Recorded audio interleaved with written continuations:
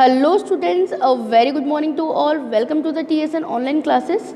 Now today I am going to explain class 9 science is chapter number 13 and the name of this chapter is why do we fall ill? हम बीमार क्यों होते हैं? So बेटे, what you understand by health? Health is a state of being well enough to function well physically, mentally and socially. स्वास्थ्य का मतलब होता है कि हम शारीरिक रूप से, मानसिक रूप से और सामाजिक रूप से, तीनों ही रूप से हम स्वस्थ हों। स्वस्थ होने का मतलब क्या है बेटे? तो पहले जब हम स्वस्थ होने के बारे में समझें, इससे पहले हमें पता होना चाहिए कि डिजीज़ क्या होती है। So what you understand by this word disease? Disease means being uncomfortable. One or more system of the body will change, give rise to symptoms. For example, cough, loose motion, pus formation, headache, fever, breathlessness, vomiting, fits, and the unconscious, inflammation, and the swelling, and the general effect. A doctor look for the basis of the symptoms. Disease are basically two types, acute and the chronic. सो बेटे, health जहाँ पर हम ये समझते हैं कि भाई स्वास्थ्य का मतलब होता है कि कोई भी व्यक्ति जो है वो मानसिक रूप से, शारीरिक रूप से और सामाजिक रूप से पूरी तरीके से स्वस्थ होना चाहिए। मानसिक रूप से स्वस्थ होने का मतलब है कि उसके मन के अंदर कुछ ऐसे विचार ना हो जिसकी वजह से वो समाज के लिए प्रॉब्लमेटिक हो सकता है। शारीरिक रूप से स्वस्थ होने का मतलब होता है बेटे कि वो जो भी कार्य कर रहा है उसके अंदर उसे अनकंफर्टेबल वो फील ना कर रहा हो, या उसे कफ ना हो, कोल्ड ना हो, या फिर और किसी तरह की जो बीमारी है वो उसे शारीरिक रूप से ना हो। सामाजिक रूप से मतलब है कि वह अपने आसपास वालों से अच्छा तरह का बर्ताव कर रहा हो। ऐसा नहीं है जैसे कि जो मेंटली जैसे पर्सन होते हैं तो हम उनके लिए ये कह सकते हैं कि वो शारीरिक रूप से तो सही होंगे लेकिन उनका जो व्यवहार है वो सामाजिक रूप से सही नहीं है। सो डिजीज़ का मतलब क्या होता है, बीमारी का मतलब क्या होता है कि हमारी जो बॉडी है, हमारी बॉडी ऑर्गन जो है, हमारी बॉडी का जो सिस्टम है वो कहीं ना कहीं हमारे लिए आरामदायक नहीं है। हम लोग अनकंफर्टेबल फील कर रहे हैं, हम लोग कंफर्टेबल फील नहीं कर रहे हैं। कहीं ना कहीं किसी न किसी तरह की समस्या जो है वो हमें फेस करनी पड़ रही है, जैसे कि हमें ज़ुकाम हो गया है, खांसी हो गई है, या हेडेक हो रहा है, बॉडी में पस फॉर्मेशन हो रहा है, या हमें सांस लेने में दिक्कत आ रही है, वॉमिटिंग हो रही है, या हम बेहोश हो गए हैं, है ना, जो माइंड है हमारा वो अनकॉन्शियस टाइप में है, या हमें हमारी बॉडी के किसी पार्ट के अंदर स्वेलिंग आ रही है। तो ये जितने भी फैक्टर हैं वो सब ये बताते हैं कि हम बीमार हैं। तो यदि हम बीमारी को या बीमार होने को बहुत डिटेल के अंदर स्टडी करते हैं तो हमें ये समझ में आता है कि भाई बीमारी जो होती है वो दो तरीके की होती है। फर्स्ट है एक्यूट एंड सेकंड है chronic. Acute is it a disease which lasts for only a short period of time is called acute disease, example common cold. Chronic disease, the disease which lasts for long period of time is called the chronic disease, जैसे कि tuberculosis. So acute disease से मतलब है बेटा कि यदि हम बीमार हो जाते हैं तो वो बीमारी कुछ समय की है, 3 से 4 दिन में या 5 to 7 डेज के अंदर हम नॉर्मल हो जाएंगे। ओके, तो इस तरह की जो डिजीज़ होगी उसको हम लोग क्या कहते हैं, एक्यूट डिजीज़ कहते हैं, जो कि शॉर्ट टाइम के लिए होती है। क्रॉनिक डिजीज़ का मतलब है कि कुछ ऐसी बीमारी जो कि बहुत लंबे समय तक के लिए हो जाती है, और यदि एक बार हमारी बॉडी में हो गई तो लॉन्ग टाइम तक हमें उसकी मेडिसिन जो है वो लेनी होती है। तो ये इंपॉर्टेंट क्वेश्चन है कि what is the difference between the acute and the chronic disease. Acute disease they are short duration disease and patient recovers completely after the course. जब बीमार होने के बाद में जब पेशेंट ठीक होता है तो वो पूरी तरीके से रिकवर कर लेता है। There is no loss of weight and feeling of the tiredness and afterwards. इसके अलावा जब हमें एक्यूट डिजीज़ होती है तो उसके अंदर हमारा वेट लॉस नहीं होता और हमें ज़्यादा थकान महसूस नहीं होती। There is short duration loss of work and the efficiency.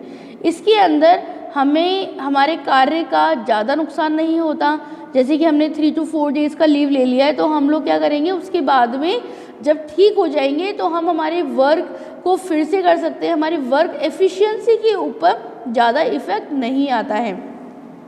So what you understand by the chronic disease. अब कॉर्निक डिजीज से हम क्या समझते हैं बेटे, they are long lasting disease, ये बहुत लंबे समय तक के लिए हो जाती है।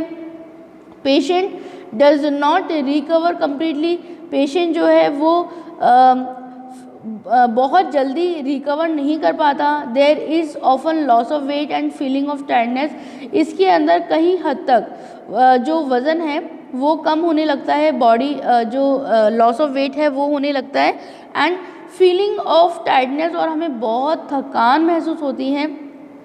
इसके अलावा देयर इज़ अ पैलोग्रेन loss of the work and the efficiency, इसके अलावा हमें हमारी वर्क एफिशिएंसी के ऊपर बहुत इफ़ेक्ट होता है, और कहीं ना कहीं हमारा जो कार्य है, हमारा जो काम है, वो बहुत हद तक उसका नुकसान होता है। नाउ नेक्स्ट टॉपिक है कॉज ऑफ डिजीज़, हमें बीमारियों से कैसे बच सकते हैं। Most of the disease have many causes rather than one single cause, like the unclean water, nourishment, genetic difference, genetic abnormalities, and based on the causes disease are the two types, is the non-infection disease and the infection disease। तो बीमारी के कारण क्या हो सकते हैं बेटी, जैसे कि फर्स्ट है कि हम लोग जो वाटर काम में ले रहे हैं वो अनक्लीन वाटर है, वो पानी साफ नहीं है। दूसरा कि जो हम खाना खा रहे हैं वो खाना सही जगह से नहीं बना हुआ है, तो उसके अंदर मतलब इन्फेक्शन होने के चांसेस बहुत हो सकते हैं, उसके अंदर बैक्टीरिया के प्रेजेंट होने के चांसेस बहुत हो सकते हैं, जो वो बैक्टीरिया जो कि हमारी बॉडी को नुकसान पहुंचाते हैं।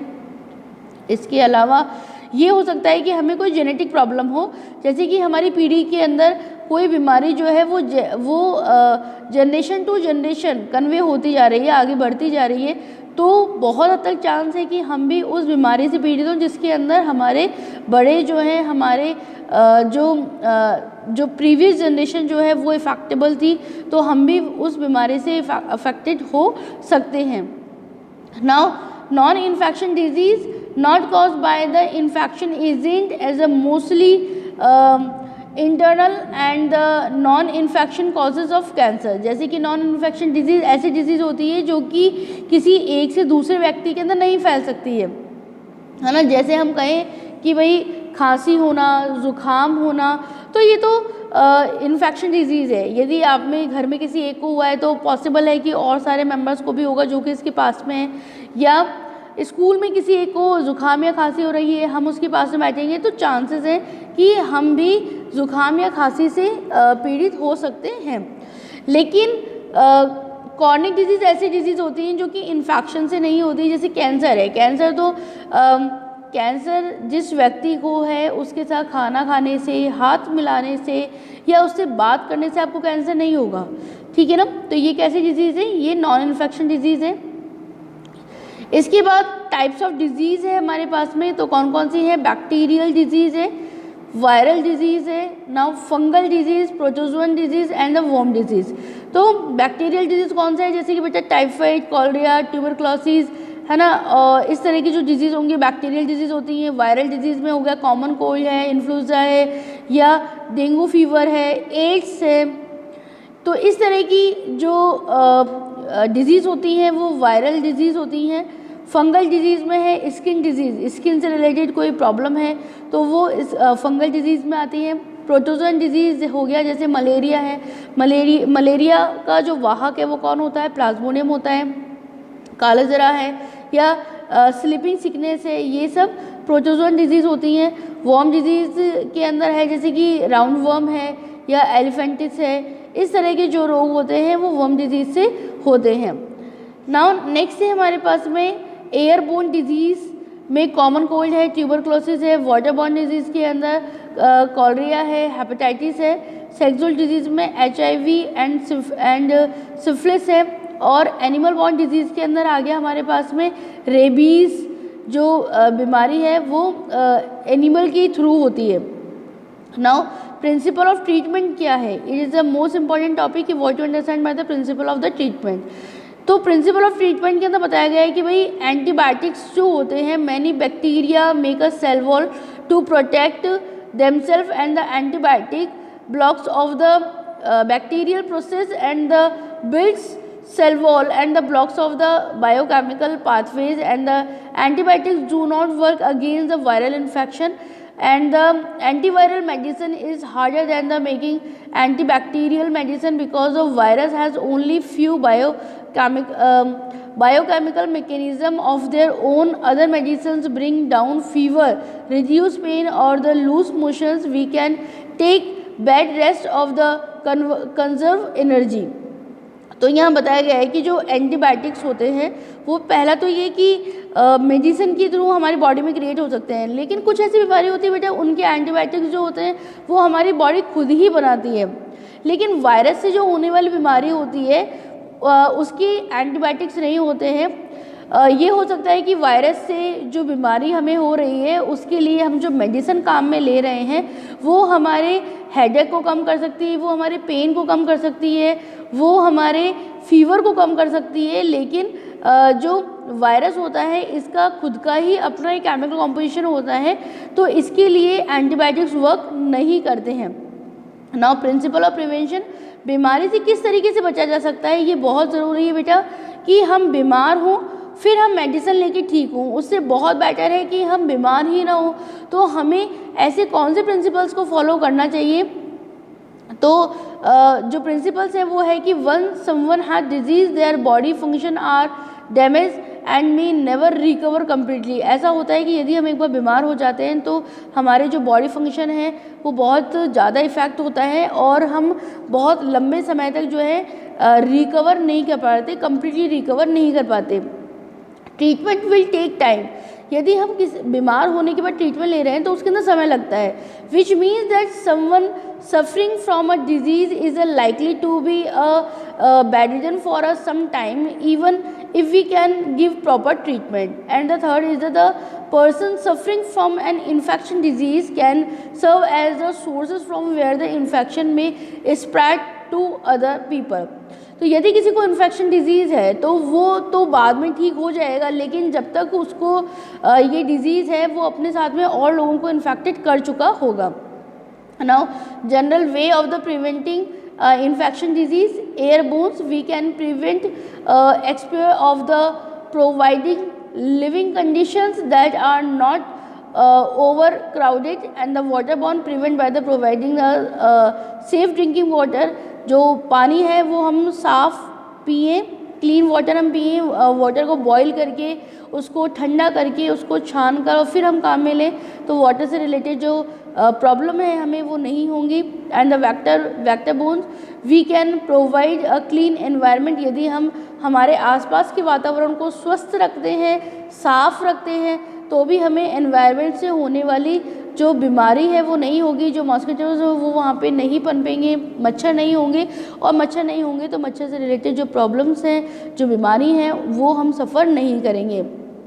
Now proper nutrition is essential to maintain body immunity. बहुत ज़रूरी है कि हम हमारी बॉडी की इम्यूनिटी को बनाए रखें। इसके लिए जो खाना है वो नरिशमेंट वाला होना चाहिए, न्यूट्रिशन वाला फूड हमें काम में लेना चाहिए जिसके अंदर सभी तरह के विटामिन्स हों।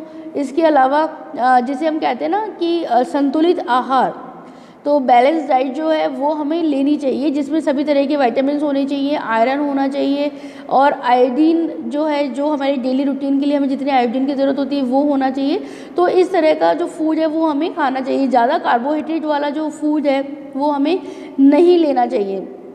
Now the next is the prevention of the disease is better than cure. Hygiene is the basic key of the maintaining good health. यदि हम हाइजीन रखते हैं खुद को, अपने आसपास के वातावरण को, तो ये हमारे स्वास्थ्य के लिए बहुत ही अच्छा है। बीमार होकर ट्रीटमेंट लेने से अच्छा है कि हम बीमार ही ना हों। Vaccination is another way to prevent the disease in which the killed microbes. तो ये और बहुत ही अच्छा तरीका है कि जिन डिज़ीज़ की वैक्सीनेशन है, जिनके टीके हैं, उनको हमें ज़रूर लगवाना चाहिए। जैसे कि अभी आप कोरोना के बारे में देख रहे हैं बेटा कि हमारा जो वर्ल्ड है वो कितना ज़्यादा सफ़र कर रहा है, हमारी कंट्री के अंदर भी कितने ही लोगों की डेथ जो है वो कोरोना से हुई है। तो यदि हम प्रिवेंशन रखेंगे, यदि हम मास्क लगा के रखेंगे, यदि हम एक दूसरे से डिस्टेंस बना के रखेंगे, जब हम बाहर जा रहे हैं तो हम डिस्टेंस को फॉलो करें, हम मास्क लगा के रखें, तो उस कंडीशन के अंदर हमें ये बीमारी नहीं होगी। और दूसरा, अब इसके वैक्सीन जो हैं वो भी हो गए हैं, तो जितने बड़े हैं उन्हें वैक्सीन लगवाना चाहिए, और 18+ के जो स्टूडेंट्स हैं उनके लिए भी वैक्सीन आ गया है तो उन्हें भी लगवाना चाहिए। तो इस तरीके से हम इस डिज़ीज़ से कवर करके रहेंगे, हम बचे हुए रहेंगे, हम सुरक्षित रहेंगे। सो आई होप कि ये जो चैप्टर है वो आपको बहुत अच्छे समझ में आया होगा बेटे। Thank you very much students.